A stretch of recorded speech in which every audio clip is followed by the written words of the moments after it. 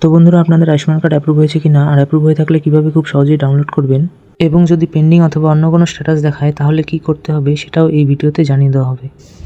তো এর জন্য আপনি চলে আসবেন আপনার ফোনের গুগল প্লে স্টোরে। এখান থেকে আপনি আয়ুষ্মান অ্যাপটি ডাউনলোড করে নেবেন।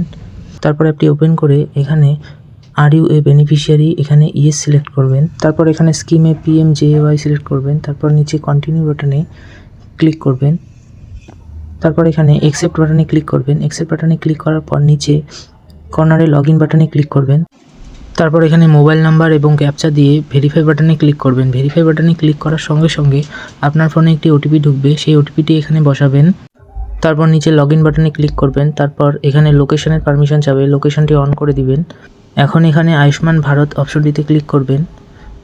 তারপর এখানে স্টেট ওয়েস্ট বেঙ্গল সিলেক্ট করবেন এবং নিচে রেশন কার্ড এবং আধার কার্ড দিয়ে সার্চ করার অপশন আছে। আমি এখানে রেশন কার্ড দিয়ে সার্চ করছি। তারপর এখানে রেশন কার্ডের আইডি নাম্বারটি লিখবেন। যদি কোনো স্ট্যাটাস না আসে তাহলে পরিবারের অন্য কারো রেশন কার্ড অথবা আধার কার্ড দিয়ে সার্চ করে দেখবেন। সার্চ বাটনে ক্লিক করার পর একটু স্ক্রোল করে নিচের দিকে আসলে আপনি পরিবারের প্রত্যেকের স্ট্যাটাস দেখতে পারবেন। এবার আপনি যার কার্ডটি ডাউনলোড করতে চান তার নামের পাশে ডাউনলোড বাটনে ক্লিক করবেন।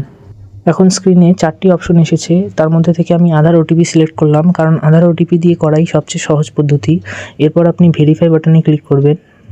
স্ক্রিনে একটা কনসেন্ট আসবে, আপনি নিচের দিকে স্ক্রোল করে ইয়েস আই অ্যাকসেপ্ট এই বক্সে ক্লিক করবেন এবং অ্যালাউ বাটনে ক্লিক করবেন। প্রসেসিং হওয়ার পরে এই ব্যক্তির আধার কার্ডের সাথে লিঙ্ক করা মোবাইল নম্বরে একটি ওটিপি আসবে এবং যে নাম্বারটি দিয়ে আপনি লগ ইন করেছিলেন সেই নাম্বারে একটি ওটিপি আসবে। দুটো ওটিপি সঠিকভাবে বসানোর পর স্ক্রিনে একটি লেখা আসবে, you are successfully authenticated as a family member, proceed to create cards. এবার আবারও প্রসেসিং হবে। সার্ভারের কারণে যেহেতু এখন সবাই এই কার্ড ডাউনলোড করছে তাই কিছুটা সময় লাগতে পারে, আপনাকে ধৈর্য ধরে অপেক্ষা করতে হবে। দেখুন এখানে সবার নাম চলে এসেছে পরিবারের। এবার আপনি যার কার্ডটি ডাউনলোড করতে চাবেন তার নামের পাশে ক্লিক করবেন।